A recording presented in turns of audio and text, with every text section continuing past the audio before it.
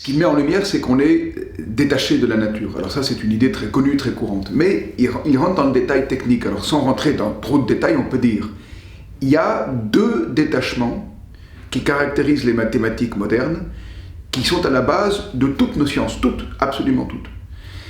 Ces deux détachements, c'est, premièrement, on ne calcule plus des choses définies, genre 3 pommes plus 2 bananes égale 5 fruits. On ne s'occupe plus de ça. On s'occupe de données générales. Et typiquement, on utilise des symboles comme A, X, Y, etc. Et même les chiffres comme 2, etc. renvoient à tous les couples possibles, par exemple. Pas 2 pommes, mais tout ce qui est par 2. Donc voilà le premier détachement, la première généralisation. La deuxième généralisation, c'est qu'à partir de la première, on va calculer des relations entre les éléments déjà généralisés, déjà, on pourrait dire abstraits. Alors ce qu'on appelle les fonctions en mathématiques, c'est typiquement ça.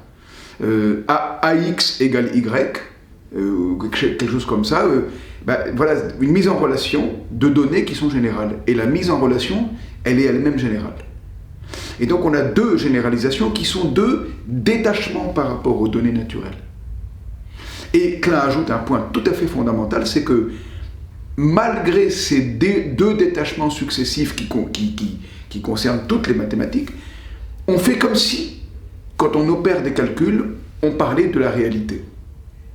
C'est-à-dire qu'on s'est détaché comme 2 fois du donné naturel, mais on utilise les modèles mathématiques et les calculs en faisant comme s'ils parlaient du monde. Eh bien, c'est exactement ce qui se passe, par exemple, en finance. On a des modèles mathématiques extrêmement sophistiqués, qui permettent de faire des calculs pour optimiser des opérations et autres.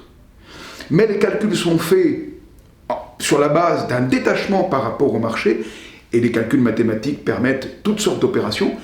Mais quand on a des opérations simples qui permettent des calculs qui sont intéressants, on réapplique les modèles au marché en faisant comme si on parlait du réel. Et ce qu'on sait de plus en plus maintenant, c'est que ces modèles mathématiques ont des effets parfois très très contre-productifs sur les marchés financiers.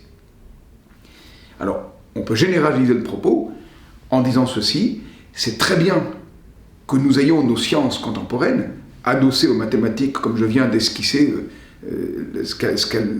comment elles procèdent. C'est très bien parce que ça nous permet de faire des tas de choses, de développer la médecine, tout ce qu'on veut. Mais en même temps, il y a des effets contre-productifs, comme en finance, et pas seulement. La crise du climat est un des effets de notre omnipotence technologique, qui vient de notre capacité typiquement mathématique à nous détacher du réel.